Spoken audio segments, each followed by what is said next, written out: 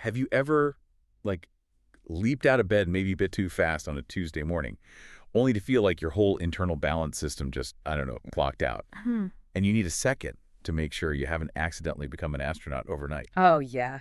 That classic morning head spin. It's the worst feeling. And most people think, okay, haven't had water for hours. I must be totally dehydrated. So that they grab a big glass of plain water, thinking that's the fix. Right. We just call it feeling kind of vaguely low energy in the morning. Yeah. But that specific dizzy spell when you Yeah. stand up, that's actually something concrete happening. It's a temporary drop in blood pressure because, well, gravity Yep. and the root cause. Often it's just low blood volume. Your body's fluid level is naturally at its lowest point first thing. Exactly. And that's where the common fix actually trips you up. Hmm. You down this huge glass of plain water thinking you're like topping up the tank, Yeah. but you're missing the crucial ingredient, the binder. You're basically taking the few essential electrolytes, especially sodium that you do have left, and just watering them down even more. So you feel full for maybe a minute, but the water just goes straight through you. It's like trying to fill a sieve, almost. The salt isn't there to actually keep the water in your bloodstream. Yep. Congratulations. You essentially made yourself more dehydrated on a cellular level. You've tanked the concentration of minerals needed to hold that water where it counts. So, our mission today, let's flip that script. We're diving deep into what happens with a really simple routine. Just adding lemon and salt to your morning water for, say, 30 days. It's about way more than just thirst. And this focus on volume is key, isn't it? For energy, for performance. Yeah. You hear about elite athletes carrying, what, like 50% more blood volume than average folks? Yeah, it's a huge difference. So if your volume is low, you're not just dizzy. Your whole system's kind of running on low pressure. You won't feel or perform your best. This simple morning habit is about more than just quenching thirst. It's strategic. Okay, let's break down the salt part. It really is the cornerstone for fixing that low blood volume. The big mistake is thinking water alone pumps up the volume. Right. It feels backward, doesn't it? We're always told salt is the bad guy. Mm-hmm. And here we are saying, no, actually, add a pinch of sea salt to your water. Why is that absolutely necessary, like chemically speaking? Well, because sodium is the main player in managing your extracellular fluid. That's all the fluid outside your cells, including, importantly, the plasma in your blood. So if you want your body to actually hang on to the water you drink and boost that overall volume, you absolutely need sodium. It draws the water into the bloodstream and helps keep it there. Without it, well, you're just making expensive pee. Huh. Expensive urine. I like that. So boosting the volume stops the morning dizziness? Sure. But it also primes you for energy. Like if you have this about an hour before exercise, you're already ahead. Absolutely. Your fluid levels are stable, your system's ready to go. Now, let's do a quick nerd dive on salt types, because quality matters. For most people, like a pinch of good quality sea salt, like Himalayan pink, is totally fine. But if you're someone who keeps an eye on blood pressure or you're just, cautious about sodium, think balance. You mean it's not all just pure sodium chloride? Exactly. Some options, like Baja Gold Salt, for example, are maybe only 70% sodium. The other 30%, that's other beneficial minerals, things like potassium, magnesium. And that's key because potassium and magnesium are great for heart health. They kind of work with sodium, balancing its effects on blood pressure. It's about getting the right mix, not just cutting salt out completely. Okay, this is where it gets really wild for me. Connecting salt to, like, your stress levels. Let's talk cortisol. Yeah. That's stress hormone, right? We know it spikes in the morning, usually peaks around 8 a.m. And that peak can make you feel wired, on edge.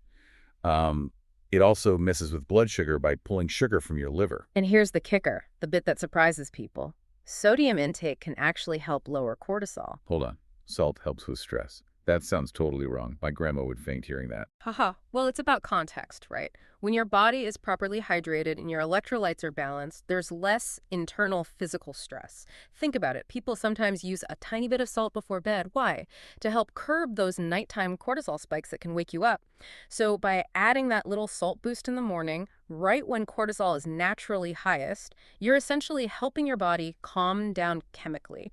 You're tackling the physical stress of low volume and the chemical stress of high cortisol at the same time. Wow. Incredible.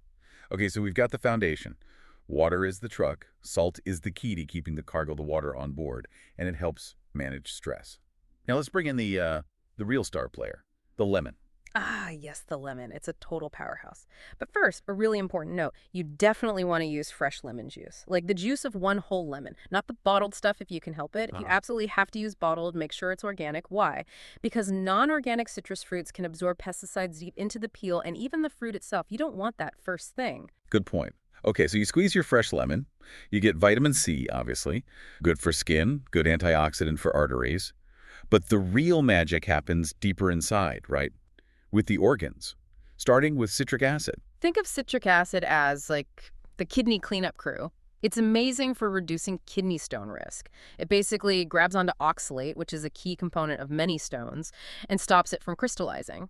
Plus, lemon juice helps lower overall uric acid levels, so really helpful for people dealing with gout or just general kidney health. And the detox continues to the liver, right? Yeah. Those lemon phytonutrients help the liver's whole chemical factory. Exactly. Liver detox happens in two main phases. Phase 1 sort of neutralizes toxins. Phase 2 packages them up to be removed. Lemon compounds actually support both of those phases, helping your body process and get rid of different chemicals more efficiently. You also mentioned the tartness itself is important for bile. Yeah, the sharp taste actually stimulates your bile ducts. It helps thin the bile. Mm. And when bile flows better, it reduces the risk of gallbladder sludge or stones, and it helps the liver flush out the stuff it just detoxified. It's all connected. And then the gut. Just that simple mix of salt and lemon gives your digestion a kickstart. Big time. It stimulates digestive enzymes, gets the juices flowing. But the really cool part for the gut is the lemon polyphenols. These are like superfoods for your good gut bacteria. They don't just pass through, they actively feed your microbiome, increasing diversity. And gut health is, well, it's foundational for everything. So the whole drink is working together. We should probably quickly mention, too, lemon helps regulate cholesterol, Yeah. gives arteries antioxidant protection, heart-healthy stuff. Oh, and it boosts the absorption of plant-based iron, right? The non-heme iron. Yeah. Huge for vegetarians or anyone prone to anemia. Yes, that iron boost is a really significant side benefit for many people. Okay, so we've sold the why. Now the how. How do we actually do this without A, making our mornings super complicated, and B, melting our teeth off? Haha, yes.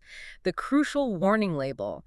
Before you start guzzling this stuff like it's the fountain of youth, remember, acid and teeth, not friends. Lemon juice is acidic. Over time, it can erode your tooth enamel. So, two vital rules. 1, always use a straw. Try to bypass the front teeth. 2, after you drink it, rinse your mouth thoroughly with plain water. Just swish and spit. Don't brush immediately after, just rinse. Got it. Straw, then rinse. Mm-hmm. Simple enough. And what about the extra credit version for the real health nuts? Ah, the overachiever option, Right. right? Occasionally, if you have an organic lemon, you can blend the whole thing, peel, seeds, everything with your water and salt. The peel and the white pith underneath are loaded with bioflavonoids, even more systemic benefits there. Okay, but what if the taste, salty, sour water first thing, Mm-hmm. it sounds rough. Yeah, look, it can taste like you lost a bet, let's be honest. Super easy fix, though. Add a few Yeah. drops of liquid stevia, 0 calories, natural sweetener. It turns it into this surprisingly tasty kind of homemade lemonade. Even kids might go for it then. Nice tip. And the ultimate power-up Yeah. for maximum impact. If you really want to dial it up, especially for digestion and metabolism, add 1 tablespoon of apple cider vinegar to the mix. That just takes the whole thing to another level. A bit more intense, but effective. So let's pull this all together. You're not just, drinking water. You're actually doing some pretty strategic preventative health maintenance before you've even really started your day. Yeah. You're helping manage stress via cortisol, boosting physical readiness with blood volume, and giving your kidneys, liver, and gut a gentle clean out. It's the simplicity that's so brilliant, really. The answer wasn't some expensive powder or pill. It turns out it was just better chemistry, using stuff most of us already have lying around. Amazing. So here's a final thought then. If just a pinch of salt and a squeeze of lemon can basically hit the mute button on your body's morning stress alarm Mhm. and stabilize your whole system's pressure, Mm. what other big problems are we maybe trying to fix with super complicated solutions? When a simple, almost obvious answer is sitting right there in our kitchen, next to the kettle. Something to chew on maybe as you reach for that straw tomorrow?